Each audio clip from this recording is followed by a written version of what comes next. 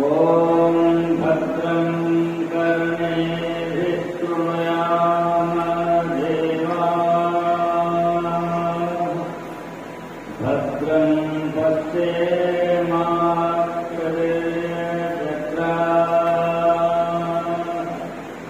ಸ್ಥಿರೈರಂಗೈಃ ಸ್ತುತ್ವಾಂತಸ್ಯಾಸ್ತನೋಭಿಃ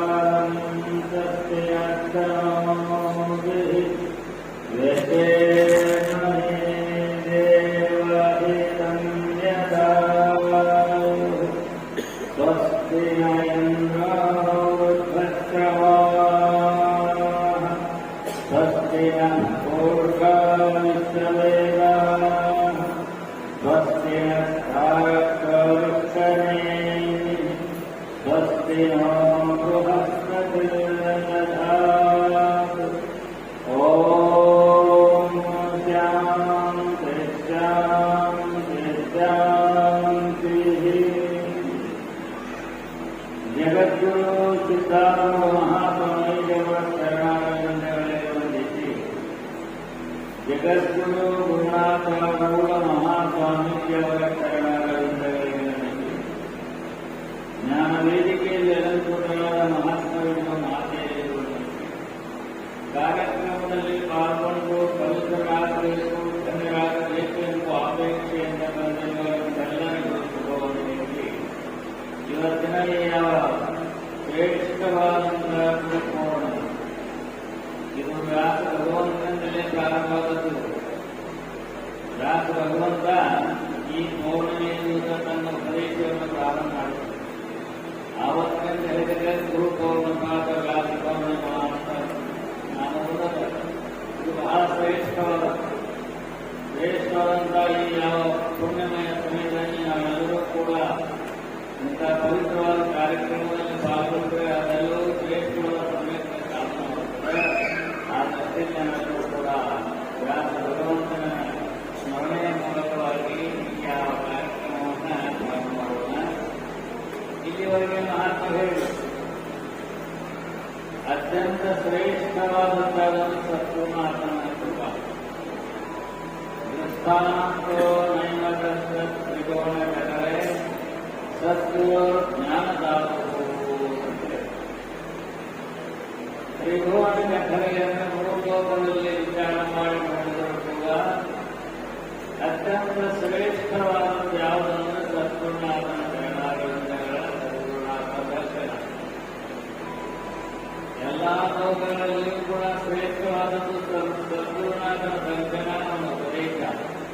ಅದಕ್ಕೆ ಸತ್ತಾಂತಹ ನೈವ ಅದು ಸಮಾನವಾದ ಇನ್ನೊಂದು ಯಾವುದಿಲ್ಲ ಅಂತಲೋ ಅಂತ ಶ್ರೇಷ್ಠವಾದಂತಹ ಈ ಗುರು ಪೌರ್ಣಿಮೆ ನಾವೆಲ್ಲರೂ ಕೂಡ ಬಹಳ ಶ್ರದ್ಧೆಯಿಂದ ಬಂದ ಆಸನದಲ್ಲಿ ಆಸನರಾಗಿದ್ದೇವೆ. ಸತ್ಸಂಗವು ಕೂಡ ಅನೇಕ ಮಹಾತ್ಮರ ಮುಖಾಂತರ ಮಾತೆಯ ಮುಖಾಂತರ ಉಪದೇಶವನ್ನು ಕೇಳ್ತಾ ಇದ್ದೇವೆ.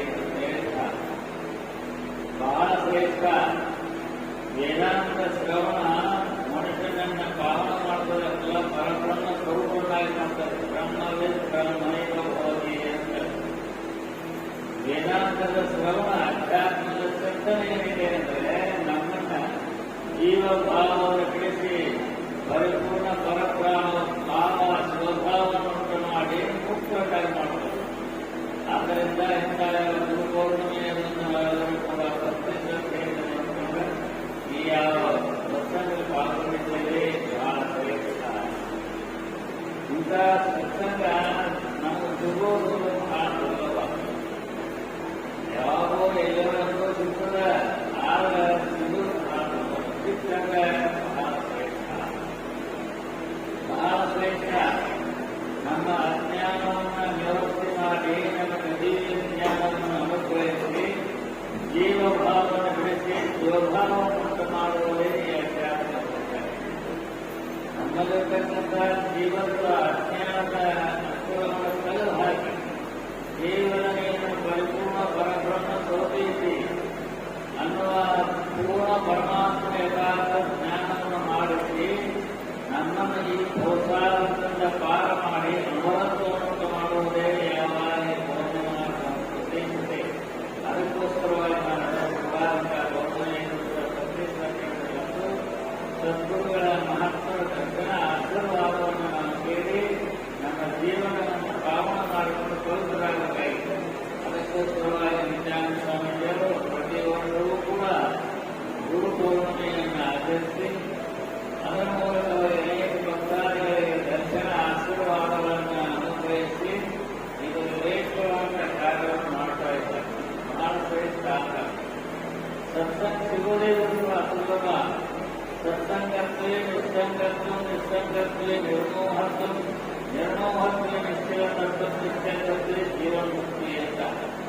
ನಾನು ಜೀವನ್ಮುಕ್ತಿ ಭಗವತ್ ಸಾಕ್ಷಾತ್ಕಾರ ಮುಕ್ತ ಆಗಬೇಕಾದ ಮೊದಲು ಸತ್ಸಂಗ. ನಾವು ಪರಿಪೂರ್ಣವಾದ ಭಗವತ್ ಸಾಕ್ಷಾತ್ಕಾರವನ್ನು ಮಾಡ್ಕೊಂಡು ಮುಕ್ತರಾಗಲಿಕ್ಕೆ 15 ಗಂಟೆಗಳು ಸತ್ಸಂಗ. ಅಂದರೆ ಸತ್ಸಂಗದಲ್ಲಿ ಕೆಳಗಲ್ಲ ಅದು ಸತ್ಸಂಗ. ಇಂಥ ಸತ್ಸಂಗ ನಾವು ಏನು ಮಾಡ್ತದೆ ನಮ್ಮ ಮುಕ್ತರನ್ನಾಗಿ ಮಾಡ್ತಂದ್ರೆ ನಮ್ಮ ಅಜ್ಞಾನ ಕಾಲಗಳನ್ನು ತೊಳೆದ ಹಾಗೆ ನಮ್ಮನ್ನು ದಿವ್ಯ ಜ್ಞಾನಿಗಳನ್ನಾಗಿ ಮಾಡಿ ಮುಕ್ತರನ್ನಾಗಿ ಮಾಡುವುದೇ ಸತ್ಸಂಗ. ಆದ್ದರಿಂದ ಇಂಥ ಸತ್ಸಂಗದಲ್ಲಿ ನಾವೆಲ್ಲರೂ ಭಾಗಿಯಾಗಿರುವೆ. ಬಹಳ ಶ್ರೇಷ್ಠ ಉತ್ತಮವಾದದ್ದು. ಉತ್ತಮ ಮಧ್ಯೆ ಮಂಗಲ ಇರುವುದಾದರೂ ಉತ್ತಮ ಸಂಘ ನೋಡುತ್ತಲ್ಲ. ಮಧ್ಯೆಗೆ ಮಂಗಲ ಇರುವುದಾದರೂ ನಮ್ಮ ಬುದ್ಧಿ ಮಧ್ಯೆಯನ್ನು ಬುದ್ಧಿ ನಮ್ಮ ಬುದ್ಧಿ ಶುದ್ಧ ಆಗಬೇಕಾದ ಬುದ್ಧಿ ಪವಿತ್ರವಾಗಬೇಕಾದ ಸತ್ಸಂಗ. ಬುದ್ಧಿ ಶುದ್ಧ ಆದಾಗ ಜ್ಞಾನ ಆಗ್ತದೆ. ಬುದ್ಧಿ ಶುದ್ಧ ಆಗ ಭಗವತ್ ಸಾಕ್ಷಾತ್ಕಾರ. ಬುದ್ಧಿ ಮಲಿನ ಆಗಿತ್ತಂದ್ರೆ ದುಃಖ. ಮಲಿನ ಆದ್ರೆ ಪಾಪದ ಗುರಿ ಬರ್ತಾರೆ. ಬುದ್ಧಿಯಲ್ಲಿ ಮುಂದೆ ಬರ್ತಾ ಹೇಳಿರ್ತಾವಲ್ಲ, ಮುಂದೆ ಕೆಲಸದ ಪಾಪ ಮಾಡ್ತಾರೆ. ಎಲ್ಲಿ ಪಾಪದ ಕಾರ್ಯಗಳಿರ್ತಾವೋ ಅದನ್ನು ನಾವು ನಮ್ಮ ಬುದ್ಧಿಯಲ್ಲಿ ಹಾಕಿ ಪಾಪ ಆಗ್ತದೆ. ಎಲ್ಲಿ ಸತ್ಸಂಗದ, ಎಲ್ಲಿ ಪುರಾಣ ಪುಣ್ಯಗಳ ಶ್ರವಣದೆ, ಎಲ್ಲಿ ಮಾತ್ರ ದರ್ಶನೆ ಅದು ಬುದ್ಧಿಯನ್ನು ಶುದ್ಧ ಮಾಡಬೇಕು. ಪಾಪವನ್ನು ತೊಳೆದು ಪವಿತ್ರ ಮಾಡಬೇಕು. ಸಾಧೂನಾಂ ದರ್ಶನಂ ಪುಣ್ಯಂ ತೀರ್ಥಭೂತಾನಿ ಸಾಧವ ಏತಂ ಫಲವಿಕಾರೇಣ ಸತ್ಯ ಸಾಧು ಸಮಾಗಮ. ಬಹಳ ಶ್ರೇಷ್ಠ ಸತ್ಸಂಗ ಸಿಗೋದೇ ದುರ್ಲಭ. ಅಂತ ಸತ್ಸಂಗ ಸಿಕ್ಕ ಪುಣ್ಯೋದಯ ಆಗ್ತದೆ. ಪುಣ್ಯದ ಆತ್ಮ ದರ್ಶನ ಆತಂದ್ರೆ ತೀರ್ಥಭೂತಾನಿ ಸಾಧವ ಅಂತ. ಈಗ ನಾವು ಸ್ನಾನ ಮಾಡೋದ್ರಿಂದ ನಮ್ಮ ಶರೀರ ಶುದ್ಧಿ ಆಗ್ತದೆ. ಗಂಗಾಯಮ್ಮ ಸರಸ್ವತಿ ಸ್ನಾನ ಮಾಡ್ತೀವಿ. ಮಾಡುವುದರಿಂದ ನನ್ನ ಶರೀರ ಮೇಲೆ ಹೊರತು ಮಾಡ್ಕೊಂಡು ನಾವು ಒಳಗೆ ಹೊರಸಬೇಕಲ್ಲ. ಒಳಗ ಹೃದಯದಲ್ಲಿರ್ತಕ್ಕಂಥ ಪಾಪದ ಕೊಳೆಯಿದೆ, ಅದನ್ನು ಹೋಗಿ ಭಾವನ ಮಾಡ್ತೇವೆ. ಆದ ಪಾಪದ ಕೊಳೆ ಹೋಗಬೇಕಾದ್ರೆ ಸತ್ಸಂಗ. ಅದ ಸಾಧೂನಾಂ ದರ್ಶನ ಪುಣ್ಯಂ ತೀರ್ಥಭೂತಾನಿ ಸಾಧವ. ತೀರ್ಥ ಸ್ವರೂಪಗಳು. ಆದರೆ ತೀರ್ಥಂ ಫಲವಿಕಾಲೇನ ಕಾಲಾನಂತರದಲ್ಲಿ ನಾವು ಶುದ್ಧ ಮಾಡ್ಕೊಳ್ತಾರೆ. ತೀರ್ಥಾದಿಗಳಲ್ಲ ಅದು ಸ್ನಾನ ಮಾಡಿ ನಾವು ಬರಬೇಕಾಗಿಲ್ಲ. ಕಾಸಿಗೆ ಹೋಗ್ಬೇಕಾಗ ರುಚಿಗೆ ಹರಿದಾರ ಹೋಗ್ಬೇಕು ಹೋಗ್ತಾವ. ಆದರೆ ಮಾತ್ರ ದರ್ಶನ ಮಾಡುವುದು ಸತ್ಯ ಕಾಲದನೆ. ಮಾತ್ರ ದರ್ಶನ ಆದ್ಮೇಲೆ ಪ್ರೀತಿ ಸೌಕರ್ಯಗಳು ಗಂಗಾ ಯಮುನಾ ಸರಸ್ವತಿ ತುಂಗಾ ತೀರ್ಥವಲ್ಲ ಎಲ್ಲ ತೀರ್ಥಗಳ ಸೌಕರ್ಯ ಮಹಾತ್ಮರು ಜ್ಞಾನಿಗಳು ತಂದುಕೊಂಡು ಅವರ ದರ್ಶನ ಆದ್ರೆ ನಮ್ಮ ಹೃದಯದಲ್ಲಿರುವಂತ ತೀರ್ಥ ಫಲವಿಕಾಲೇನ ತೀರ್ಥಗಳ ಕಾಲಾಂತರಗಳನ್ನು ಪೂರ್ಣ ಮಾಡತಕ್ಕಾಗ ಆದ ಸತ್ಯ ಸಾಧು ತಕ್ಷಣದಲ್ಲಿ ನಾವು ನೋಡೋದಾಗ್ತದೆ. ನಾವು ಭಾವನಾ ಸುತ್ತಬೇಕು. ನಮ್ಮ ಭಾವನಾ ಸುತ್ತ ನಾವು ದರ್ಶನ ಮಾಡಬಹುದು. ಸಾಕ್ಷಾತ್ ಪರಶಿವನ ಸಾಕ್ಷಾತ್ ಭಗವಂತನ ಅವತಾರವನ್ನು ನೋಡುವ ಕಲ್ಯಾಣಕ್ಕಾಗಿ ಸಂಚರಿಸ ತಿಳ್ಕೊಂಡು ನಮ್ಮ ಭಾವನೆ ಇರಬೇಕು. ಆವಾಗ ನಮ್ಮ ಹೃದಯ ಶುದ್ಧ ಆಗ್ತದೆ. ಆ ಭಾವನೆ ಇಟ್ಕೊಂಡು ಮಾಡಬೇಕು. ನಾವು ಯಾರೇ ಮಾತನಾಡಲಿ, ಯಾರೇ ಜ್ಞಾನಿಗಳ ಸಿಗಲಿ, ಅವ್ರು ಕೊಡುತ್ತೆ ನಮ್ಮ ಭಾವ ಶುದ್ಧ ಆಗ್ತದೆ. ಪವಿತ್ರವಾದ ಭಾವದಿಂದ ನಾವು ನೋಡಬೇಕು. ಅಪವಿತ್ರವಾದ ಭಾವದಿಂದ ನೋಡಿದಾಗ ಆ ಭಾವ ನಾಶಾಗ್ತದೆ. ಪವಿತ್ರವಾದ ಬುದ್ಧಿ, ಪವಿತ್ರವಾದ ಮನಸ್ಸಿನಿಂದ ನಾವು ಮಹಾತ್ಮರನ್ನ, ಜ್ಞಾನಿಗಳನ್ನ, ಸಂತೋಷಗಳನ್ನ, ಇವುಗಳನ್ನ ನೋಡಿ ಸಾಕ್ಷಾತ್ ಭಗವಂತನ ಸ್ವರೂಪವನ್ನು ಭಾವನ ಒಳಗೆ ಮಾಡ್ಕೊಂಡ್ವಿ ಅಂದ್ರೆ ನಮ್ಮ ಒಳಗಿನ ಅಜ್ಞಾನ ಆ ಎಲ್ಲ ಹೋಗಿ ಜ್ಞಾನೋದಯವಾಗಿದೆ. ಮುಕ್ತರಾಗ್ತದೆ, ಖಂಡರಾಗ್ತದೆ. ಅದಕ್ಕೋಸ್ಕರವಾಗಿ ಸಾಧು ಸಂತರನ್ನು ದುರ್ಲಭ. ಸಾಧು ತೀರ್ಥದೂತಾರಿದ್ದಾರೋ ತೀರ್ಥ ಸ್ವರೂಪವಾಗಿದ್ದಾರೋ ತೀರ್ಥಂ ಫಲತಿ ಕಾಲೇನ ತೀರ್ಥ ಯಾವಾಗಲೂ ಯಾವಾಗ ಮಾಡ್ತಾರೆ ಕಾಲ ಮಹಾತ್ಮರು ಸತ್ಯಕ್ಕಾದನೆ ಗೋದಾಚರಣೆ ಅದಕ್ಕೋಸ್ಕರವಾಗಿ ನಾವು ನಮ್ಮ ಮನಸ್ಸನ್ನು ಪವಿತ್ರ ಮಾಡಿಕೊಳ್ಬೇಕು, ನಮ್ಮ ಮನಸ್ಸನ್ನು ಶುದ್ಧಿ ಮಾಡಿಕೊಳ್ಬೇಕು. ಯಾಕೆ ಮನಸ್ಸೇ ಸುಖಕ್ಕೆ ಕಾರಣ, ಸುಖಕ್ಕೆ ಕಾರಣ. ಮನೆಯೇ ಮನುಷ್ಯ ಕಾರಣ ಬ್ರಹ್ಮರೂಪೈರೋ ಮನುಷ್ಯ ಮನುಷ್ಯ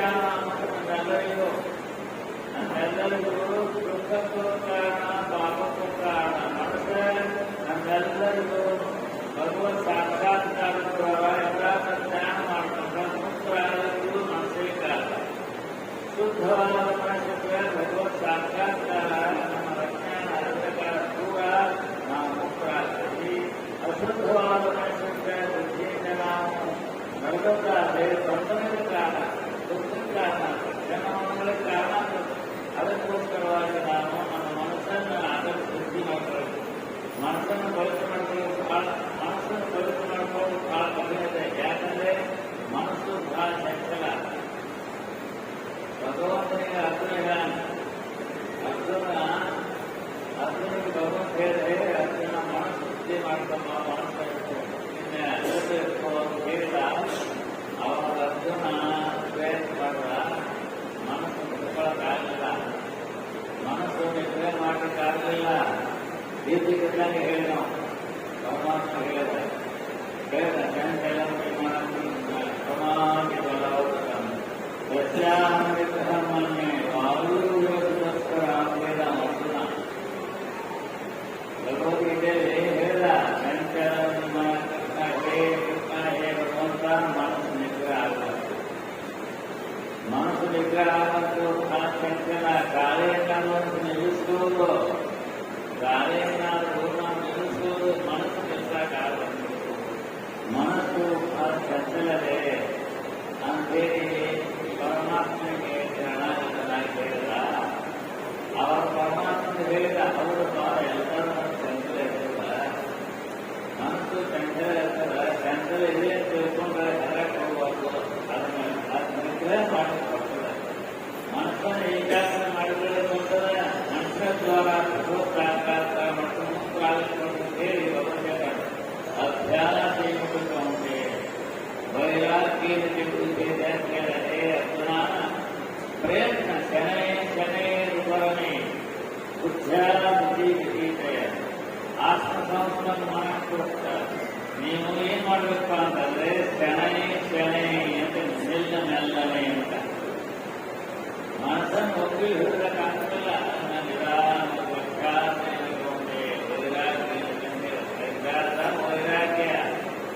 ಅಭ್ಯಾಸ ವೈರಾಗ್ಯದ ಮೂಲಕವಾಗಿ ಮನಸ್ಸನ್ನು ನಿಗ್ರಹ ಮಾಡಬೇಕು.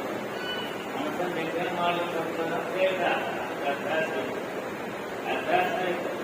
ಅಭ್ಯಾಸ ಆಗ್ತದೆ. ಬಿರ್ಬಲ್ಲ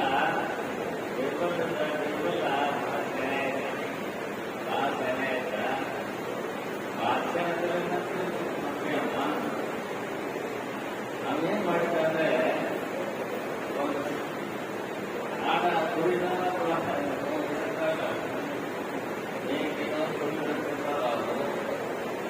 ಅವ್ರನ್ನ ಏನ್ ಮಾಡ್ತೇವ ಅಂತಂದ್ರೆ ಆಗ ನಾವು ಹುಡ್ಕೊಂಡು ಅವು ಏನಿಲ್ಲ ಹಾಕಿ ಬಾಯಿ ಹಾಕಿದವು ಯಾಕಂದ್ರೆ ಹುಡುಗಿಲ್ಲ ಕುರಿಯಾಗಿ ಆ ಆಡಲ್ಲಿ ನಾವು ಭಾಳ ಹೊರಗೆ ಬಿಡ್ತದೆ. ಇದು ಕಷ್ಟ ಬಾಯಿ ಹಾಕಿಬಿಡ್ತಾವೆ. ಬಾಯಿ ಹಾಕಿಬಿಡ್ತಾವ. ಬಾಯಿ ಏನ್ ಮಾಡ್ತಾರಲ್ಲ ಅಂತ ಬಿರುಗಲ್ ಏನ್ ಮಾಡ್ತಂದ್ರೆ ಒಂದು ಗುರಿನೋ ಅಥವಾ ನೋಡ್ಕೊಂಡಲ್ಲ ನಾವು ಹಾಕಿದ್ದ ಅದನ್ನ ಅಭ್ಯಾಸ ಮಾಡಿಲ್ಲ. ಅದು ಬಿಟ್ಕೊಂಡು ಬಾಯಿ ಕೊಡ್ತೀವಿ, ಬಾಯಿ ಕೊಡ್ತಿರ್ತಾರೆ, ಬಾಯಿ ಹಾಕ್ತಿರ್ತ ಒಂದು ಹೇಳ್ತಿದ್ದ, ಬಾಯಿ ಒಂದು ಹೇಳ್ತಿದ್ದ ನಮ್ಗೆ ಗೊತ್ತಾಗ್ತದೆ. ಗೊತ್ತಾಗ್ತದೆ ಬಾಯಿ ಹಾಕೊಂಡು ಕಡೆ ಹಾಸ್ಪಿಟಲ್ ಹೊಡೆದ್ರು ನಾವು ಬಾಯಿಗೆ ಆದ್ಮೇಲೆ ಅದು ತಿಳ್ಕೊಂಡು ಬಾಯಿ ಹಾಕಿ ಹೇಳ್ತಾರೆ. ಬಾಯಿ ಹಾಕಿ ಹುಡುಗಿಗೆ ಗಂಟಿಗೆ ಬಾಯಿ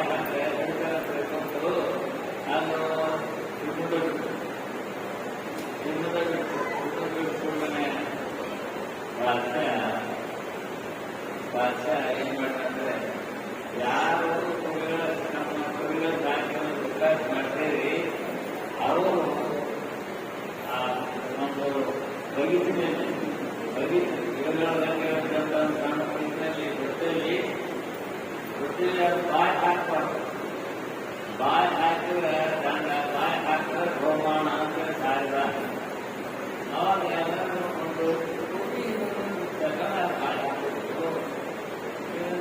ಬಾಯಿ ಹಾಕಿದ್ರೆ ಮರಮರಾಟದಿಂದ ಫೋಟೋಗಳು ಬಿಟ್ಟರೆ ಮಕ್ಕಳೇ ಬಂದ್ರೆ ಅದು ಸುಮ್ಮನೆ ಬಿಡ್ತಾವ ತಿಳ್ಕೊಂಡ್ರೆ ಎಲ್ಲ ಯಾವ ಬಾಯಿ ಹಾಕೋಲ್ಲ ಅವನು ಬಹುಮಾನದಾಗ ಭಾಷೆ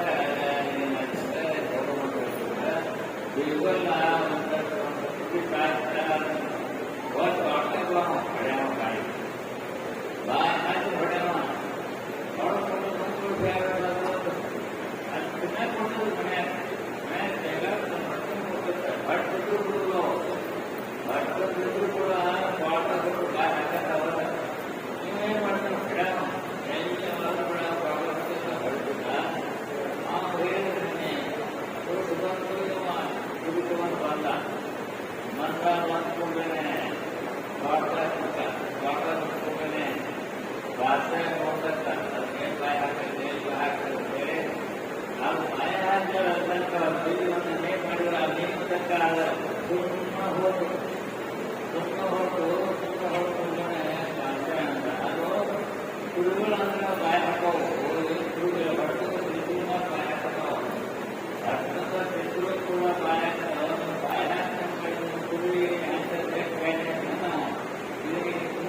ಏನ್ ಮಾಡ್ತಂತ ಹಿಂಗಾದ ಬಾಯಿ ಹೊರಡ್ತೀನಿ ನಾವು ಒಂದೊಂದು ಏನಾದ್ರು ಹೊರಡ್ತೀನಿ ಅಭ್ಯಾಸ ಮಾಡ್ತೀನಿ. ಅಭ್ಯಾಸ ಮಾಡಿದಾಗ ಇದು ಬಾಯಿ ಹಾಕಬೇಕು ಅಂತೆ. ಹಾಗೆ ಅಭ್ಯಾಸ ಏನಕ್ಕೆ ವೈರಾಗ್ಯ ಏನಕ್ಕೆ ಕುರಿತೈತೆ ನಿನ್ನ ಮನಸ್ಸನ್ನೇ ಏಕಾಗ್ರ ಮಾಡ್ಕೊಂಡು ಭಗವತ್ ಸಾಕ್ಷಾತ್ಕಾರ ಮಾಡ್ಕೊಳ್ಬೇಕಾದ ಅಭ್ಯಾಸ. ಅಭ್ಯಾಸ ಒಪ್ಪಿಗೆ ಅನ್ನೋದು ಒಂಬತ್ತು ದಿವಸದ ಅಭ್ಯಾಸ ಅಲ್ಲ. ಶರಣೆ ಪರಮೇ ಬುದ್ಧಾವತಿ ಕುಟೀರೆಯ ಅಂತ ಶರಣೆಯ ನಿಧಾನವಾಗಿ ಬುದ್ಧಿ ಧೈರ್ಯದಿಂದ ಮಾಡೋದು. ಧೈರ್ಯ ಬೇಕಾದ್ರೆ ಏಕಾಗ್ರತೆ ಆಗಬೇಕಾದ್ರೆ ಮನಸ್ಸು ನಿಗ್ರಹ ಬೇಕಾದ್ರೆ ಸಂತಾನ ಧೈರ್ಯ ಬೇಕು. ಧೈರ್ಯದಿಂದ ಮನಸ್ಸನ್ನ ನಿನ್ನ ಹಿಡಿತದಲ್ಲಿ ಇಟ್ಟುಕೊಂಡಿದ್ದಾದ್ರೆ ನೀನು ಜಯಿಸ್ತಿ, ನೀನು ನಿನ್ನ ಗಣ್ಯವಾದ ಸ್ಥಾನವನ್ನು ಕೊಡ್ತಿ ಅಂತೇಳಿ ಹೇಳಿದ್ರೆ ಶಾಸ್ತ್ರವಾಗಿ ನಾವೆಲ್ಲರೂ ಕೂಡ ನಮ್ಮ ಮನಸ್ಸನ್ನ ಇಂಥ ಅಧ್ಯಾತ್ಮ ಕ್ರಮದಲ್ಲಿ ಅದನ್ನು ಹಚ್ಚಿ ಮನಸ್ಸು ಯಾವಾಗ ಚಂಚಲ ಅನಿತ್ಯವಾದಂತನೇ ಅಪೇಕ್ಷೆ ಮಾಡ್ತದೆ. ಮನಸ್ಸು ನಿತ್ಯವಾದಂಥ ಭಗವಂತನ ಕಡೆ ಮನಸ್ಸು ಪಡೋದು ಬಹಳ ಕಠಿಣ. ಅನಿತ್ಯವಾದ ಶಬ್ದ ಸ್ವರ್ಗ ರೂಪಾದಂತಕ್ಕಂಥ ವಿಷಯ ದರ್ಶನ ಹೋಗುವ ಮನಸ್ಸು ಜನ್ಮ ಜನ್ಮಾಂತರದಲ್ಲಿ ಆ ವಿಷಯಗಳನ್ನು ಭವಿಷ್ಯ ಅದಕ್ಕೆ ವಿಷಯ ಇರ್ತದೆ. ಅದನ್ನು ನಿವೃತ್ತಿ ಮಾಡಿ ಭಗವಂತನ ಕಡೆ ಯಥಾರ್ಥ ಜ್ಞಾನದ ಕಡೆ ತಿರುಗಿಸಬೇಕಾದಕ್ಕೆ ಅಭ್ಯಾಸ ಬೇಕಪ್ಪ. ಅಭ್ಯಾಸದಿಂದ ನಾವು ನಮ್ಮ ಮನಸ್ಸನ್ನು ನಿಗ್ರಹ ಮಾಡಿಕೊಂಡ ಪರಮಾತ್ಮ ಕಡೆ ತಿರುಗಿಸಿದ್ರೆ ಮನಸ್ಸನ್ನ ಪರಮಾತ್ಮ ತಿರುಗಿಸಲೇ ಪರಮಾತ್ಮ ಸ್ಮರಣೆ ಮಾಡಬೇಕು, ಚಿಂತನೆ ಮಾಡಬೇಕು. ಯಾವಾಗಲೂ ಕೂಡ ಸಚ್ಚಿಂತನ ಸತ್ಯಾನ ಅನ್ನಬೇಕು. ಅದನ್ನ ಚಿಂತನೆ ಮಾಡಬೇಕು, ಅದನ್ನ ಸ್ಮರಣೆ ಮಾಡಬೇಕು. ಅದರಲ್ಲಿ ಇರಬೇಕು ಮನಸ್ಸಲ್ಲೇ ಪರಮಾತ್ಮನ ಜ್ಞಾನಾರೇ ಆತ್ಮಸ್ವರೂಪದಲ್ಲಿ ಮನಸ್ಸನ್ನು ನಾವು ಪ್ರಯತ್ನ ಮಾಡಿದ್ದಾರೆ. ಅದು ಭಗವಂತನ ಸಾಕ್ಷಾತ್ಕಾರ ಮಾಡೋದಕ್ಕೋಸ್ಕರ ನಾವು ಧನ್ಯರಾಗ್ತೇವೆ. ಈ ಮನುಷ್ಯ ಜನ್ಮದಲ್ಲೇ ಮೋಕ್ಷ ಪಡ್ಕೊಳ್ಳುವ ಅಧಿಕಾರ ಇದೆ. ಭಗವತ್ ಸಾಕ್ಷಾತ್ಕಾರ ಮಾಡಿಕೊಂಡು ಅಮರತ್ವಗಳು ಪಡ್ಕೊಳ್ಳೋದು ಮನುಷ್ಯ ಜನ್ಮ. ಅದಕ್ಕೆ ಮನುಷ್ಯ ಜನ್ಮಕ್ಕೆ ಸೇರಿಸಬೇಕಾಗಿಲ್ಲ. ಶಾಸ್ತ್ರದಲ್ಲಾಗಲಿ ವೇದದಲ್ಲೇ ಆಗಲಿ ಮಾತಿನಲ್ಲಿ ಮನುಷ್ಯ ಜನ್ಮಕ್ಕೆ ಸೇರಿದಾಗ ನರಜನ್ಮ ವ್ಯಕ್ತಿ ಕ್ರಿಯಾಗೊಂಡು ಇಹದೊಳಗೆ ಈ ಲೋಕದ ಅತ್ಯಂತ ಶ್ರೇಷ್ಠವಾದ ಮನುಷ್ಯ ಜನ್ಮ ಅಂತ. ಅತ್ಯಂತ ಶ್ರೇಷ್ಠವಾದ ಮನುಷ್ಯ ಜನ್ಮ ಯಾಕೆ? ಭಗವತ್ ಸಾಕ್ಷಾತ್ಕಾರ ಇಲ್ಲಿ ಮಾಡಬೇಕು. ಪರಮಾತ್ಮ ಯಥಾರ್ಥ ಜ್ಞಾನ ಮಾಡ್ಕೊಂಡು ಜಗನ್ನಾಥವನ್ನು ದಾಟಿ ನಿತ್ಯ ಮುಕ್ತವಾಗಿ ಭಗವತ್ ಸಾಕ್ಷಾತ್ಕಾರ ಮಾಡ್ಕೊಂಡು ಅಮರತ್ವವನ್ನು ಪಡೆದುಕೊಳ್ಳುವ ಯೋಗ್ಯತೆ ಮನುಷ್ಯನಿಗಿದೆ. ಶಂಕರ ಗುರುವಾದ ಮನುಷ್ಯತ್ವ ಮಹಾಪುರುಷ ಸಮುದಾಯ ಅವರಿದ್ದಾರೆ. ಶಂಕರು ಕಾಲಾಜಾಗೃತ ಮನುಷ್ಯನ ಕೊಟ್ಟುವುದೇ ದುರ್ಲಭ. ಹಾಗಂತ ಸತ್ಸಂಗ ಸಿಗುವುದು ದುರ್ಲಭ. ಮನುಷ್ಯರಾಗಿ ಹುಟ್ಟಿ ಬಂದಿದ್ದರೆ ಇಂಥ ಸತ್ಸಂಗ ಆತ್ಮ ದರ್ಶನ ಆತ್ಮ ಉಪದೇಶ ಸಿಗುವುದು ದುರ್ಲಭ. ಯಾಕೆ ಮನುಷ್ಯರಾಗಿ ಕರೆ ಆ ಜ್ಞಾನವನ್ನು ಉಪದೇಶ ಮಾಡಿ ನಮ್ಮ ಅಜ್ಞಾನವನ್ನು ಕಳೆದ ನಮ್ಮ ಯಥಾರ್ಥ ಸ್ವರೂಪ ಸುಖವನ್ನು ತಿಳಿಸಿ ಉದ್ಧಾರ ಮಾಡತಕ್ಕಂಥ ಜ್ಞಾನಿಗಳು ಮಹಾತ್ಮರು ಭಕ್ತರು ಸಿಗುವುದೇ ದುರ್ಲಭ. ಅಂತ ತತ್ವವನ್ನು ಸಿಕ್ಕ ನಮಗೆ ಸಾಕು. ನಾವು ಮುಕ್ತರಾಗುತ್ತೇವೆ, ಶಾಸ್ತ್ರದ ಸ್ವರೂಪ ಆಗ್ತೇವೆ. ಅಂತ ಸ್ವರೂಪವನ್ನು ಯಥಾರ್ಥ ಜ್ಞಾನವನ್ನು ಮಾಡ್ಕೊಂಡು ಮುಕ್ತರಾಗಲಿಕ್ಕೆ ಯೋಗ್ಯವಾದದ್ದು ಮನುಷ್ಯನ.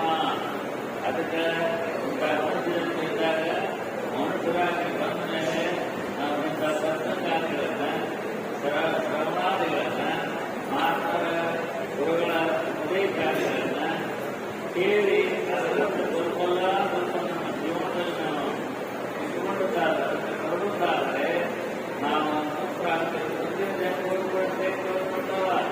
ಇದು ಒಂದೇ ಜನ್ಮದಲ್ಲಿ ಯಥಾರ್ಥ ಜ್ಞಾನ ಆಸಕ್ತಿಗಳು ಕೂಡ ಮುಂದಿನ ಜನ್ಮಗಳು ಶ್ರೇಷ್ಠವಾಗುತ್ತವೆ. ನಾವು ಅನರ್ಥವನ್ನು ಮಾಡಿಕೊಂಡು ಅನಿತ್ಯವನ್ನು ಮಾಡಿಕೊಂಡು ಕನಿಷ್ಠವನ್ನು ಕೊಡ್ತಾವೆ. ಪ್ರತಿಪಕ್ಷಾದಿ ಜನಗಳು ಬರ್ತಾವೆ, ಅನಿತ್ಯವಾದಂಥ ಜನಗಳು ಬರ್ತಾವೆ. ಹೇಯವಾದಂಥ ಭಾವನೆಯ ಕರ್ಮಗಳನ್ನು ಮಾಡಿದರೆ ಹೇಯವಾದ ಜನಗಳು ಬರ್ತವೆ. ಶ್ರೇಷ್ಠವಾದಂಥ ಇಂಥ ಸತ್ಸಂಗ ಆಗಲಿ, ನಾನು ಒಳ್ಳೆಯ ಮಹಾತ್ಮ ದರ್ಶನ ಆಗಲಿ, ಶ್ರೇಷ್ಠವಾದ ಪುಣ್ಯಕಾರಗಳನ್ನು ಮಾಡಿದರೆ ನಾವು ಯೋಗವಸ್ತು ವಿಚಾರತೆ ಅಥವಾ ಯೋಗಿನಾಮಯ ಹೋಗಿ ಜೀವನ ಅಂತ ಭಗವದ್ಗೀತೆ. ವಿಜೀನಾಂತೇ ಯೋಗವಸ್ತು ವಿಚಾರತೆ. ನಾವು ಈ ಜನ್ಮದಿಂದ ಸತ್ಸಂಗ, ದಾನ, ಧರ್ಮ, ಕೀರ್ತಯ, ಕ್ಷೇತ್ರಯಾತ್ರೆ, ದೇವರ ಮಾಡ್ಕೊಂಡು ಅವನನ್ನು ನಮ್ಮ ಜೀವನದಲ್ಲಿ ಮಾಡ್ಕೊಂಡು ಬರುವಂತೆ ಆ ಸಂಸ್ಕಾರದಿಂದ ಮುಂದಿನ ಜನ್ಮದಲ್ಲಿ ಶ್ರೇಷ್ಠವಾಗಿ ಮುಂದಿನ ಜನ್ಮ ಹುಟ್ಟುತ್ತಲ್ಲ. ಜಾಗ್ರತೆ ಜನ್ಮ ಹೇಳ್ತಾರೆ. ಹುಟ್ಟುವುದು ಸಾಯೋದು ಕೆಟ್ಟದಲ್ಲ, ಹುಟ್ಟುವುದು ಸಾವುದು ಕೆಟ್ಟದಲ್ಲ. ಎಂತ ಸೃಷ್ಟಿಯಾಗಿತ್ತು ಅದರಿಂದ ಹುಟ್ಟುವುದು ಸಾಯೋದು ಹುಟ್ಟುತ್ತೆ ನಡ್ಕೊಂಡಲ್ಲ. ಉತ್ತಮ ಜನ್ಮ ಅನೇಕ ಜನ್ಮಗಳನ್ನು ತಗೊಂಡು ಬಂದಿತ್ತು. ಆ ಕರ್ತನೆ ಪಾಪ ಸಂಸ್ಕಾರವಾದ ಜನ್ಮಗಳ ನಾವು ಪಾಪ ಮಾಡಿ ಹೀನ ಜನ್ಮ ಶ್ರೇಷ್ಠವಾದ ಪುಣ್ಯ ಮಾಡಿಕೊಂಡಿರಬೇಕು. ಪವಿತ್ರವಾದ ಜನ್ಮ ಈಗ ಬಂದ್ಕೊಂಡು ಇದ್ದಂಗೆ ಬಂದು ಈಗ ಉತ್ತಮವಾದ ಬಂದದ ಶ್ರೇಷ್ಠವಾದ ಜನ್ಮ ಬಂದಾಗ ಈ ಜನ್ಮದಲ್ಲಿ ನಮ್ಮ ಸತ್ಸಂಗ ಮಾಡಕತ್ತೀವಿ, ಮಹಾತ್ಮ ದರ್ಶನ ಮಾಡ್ಕೊಳ್ತೀವಿ, ಶ್ರೇಷ್ಠ ಯಾತ್ರೆ ಮಾಡಕತ್ತೀವಿ. ಇದನ್ನು ಮಾಡಿ ಮಾಡಿ ನಾವು ಉತ್ತಮ ಸಂಸ್ಕಾರಗಳಾಗುತ್ತಾರೆ. ಇದೇ ಜನ್ಮದಲ್ಲಿ ಭಗವದ್ ದರ್ಶನ ಶ್ರೇಷ್ಠ. ಇಲ್ಲ ಮುಂದಿನ ಜನ್ಮ ಇನ್ನೂ ಶ್ರೇಷ್ಠವಾದಂತ ಅವರ ಮಾತನ್ನು ಮಾಡ್ತಾರೆ. ಅದಕ್ಕೋಸ್ಕರವಾಗಿಯೇ ನಾವು ಇಂಥ ಸತ್ಸಂಗಗಳನ್ನು ಮಾಡಿ ಪರಮಾತ್ಮನ ಯಥಾರ್ಥ ಜ್ಞಾನ ಮಾಡಿಕೊಂಡು ಮುಕ್ತರಾಗಿ ಬೇಕಾದ ಸಾಧನೆಗಳಾದ ಆ ಸಾಧನೆಗಳನ್ನು ಮಾರ್ಗದರ್ಶನ ಮಾಡಿಕೊಂಡು ಮಠದಲ್ಲಿ ಹೋಗಿ ಪರಮಾತ್ಮ ಸಂಪರ್ಕ ದಾನಗಳನ್ನು ಮಾಡಿ, ಪಾರಾಯಣ ಮಾಡಿ, ಉತ್ತಮವಾದಂಥ ಗ್ರಂಥಗಳ ಅಧ್ಯಯನ ಮಾಡಿ. ಅವನ್ನ ಸಂಪರ್ಕ ನಮ್ಮ ಸಂಪರ್ಕ ಅಂದರೆ ಶ್ರೇಷ್ಠವಾದ ಗ್ರಂಥಗಳು ಭಗವದ್ಗೀತಾ, ಉಪನಿಷತ್ತು, ಶ್ರೇಷ್ಠವಾದ ಗ್ರಂಥಗಳೆಲ್ಲ ನಾವು ಇಟ್ಕೊಂಡು ಸಹಾಯ ಮಾಡೋಣ. ಸೇರ್ತೇವೆ ಅವುಗಳನ್ನು ಸ್ವಲ್ಪ ಪಾಲನೆ ಮಾಡಿಕೊಂಡು ಅದನ್ನು ಮಾಡ್ತಾರೆ. ಸ್ವತ್ತು ಆಸ್ತಿ ಈ ಆಸ್ತಿಯನ್ನು ಎಲ್ಲಿರಬೇಕು, ಮನೆ ಮಠ ಎಲ್ಲ ವಸ್ತು ಎಲ್ಲಿರುತ್ತೆ ಬರುವುದಿಲ್ಲ. ಆ ನಮ್ಮಗಳು ನೀವು ಮಾಡಿಕೊಂಡೆ ನೀವು ಮಾಡಿದ ಪಾಪಗಳನ್ನ ಅವು ಜೊತೆ ಇರ್ತಾವೆ. ಇವೆಲ್ಲ ಇಲ್ಲಿರುತ್ತೆ. ನಮ್ಮ ಮಕ್ಕಳ ಸಂಪರ್ಕ ಮನೆಯ ಮಠ ಮನೆಯಲ್ಲಿ ಎಲ್ಲ ಸಂಪರ್ಕ ಆಗಲಿ ಎಲ್ಲವನ್ನೂ ಇಲ್ಲೇ ಬೇಕು. ಹೋಗ್ತೀವಿ ನಾವು ಮಾಡಿಕೊಂಡೆ ಪಾಪ ಹೋಗ್ತಾರೆ. ಜೀವನದ ಪುಣ್ಯ ಕೆಲಸ ಮಾಡಿದ್ರೆ ಪಾಪ ಮಾಡಿ ಅವೆಲ್ಲ ಪುಣ್ಯ ಮಾಡಿ ಪುಣ್ಯ ಹತ್ತ ಇರ್ತಂದ್ರೆ ಸುದ್ದಿ ವಿಚಾರಣೆ ಶ್ರೇಷ್ಠವಾದ ಜನ್ಮ ಮನುಷ್ಯನ ಆಗ್ತದ ನಾವು ಇಂಥ ಮನುಷ್ಯನ ಬಂದೇವೆ. ಬಂದಾಗ ದರ್ಶನ ಮಾಡ್ರಿ, ನಾನು ಆತ್ಮಗಳ ದರ್ಶನ ಮಾಡ್ತೀವಿ. ಉತ್ತಮ ಸಂಸ್ಕಾರಕ್ಕೆ ದಾನಗಳನ್ನು ಮಾಡ್ರಿ. ದಾನಗಳನ್ನು ಮಾಡಬೇಕು ನೀವು ದಾನ ಮಾಡಬೇಕು, ಪುಣ್ಯ ಮಾಡಬಾರ್ದು. ದಾನ ಮಾಡಬೇಕು. ನಾನು ಕೊಟ್ಟರು ಸಾರ್ಥಕ ಆಗ್ತದೆ ತಿಳ್ಕೊಂಡು ಮಾಡಬೇಕಾಗ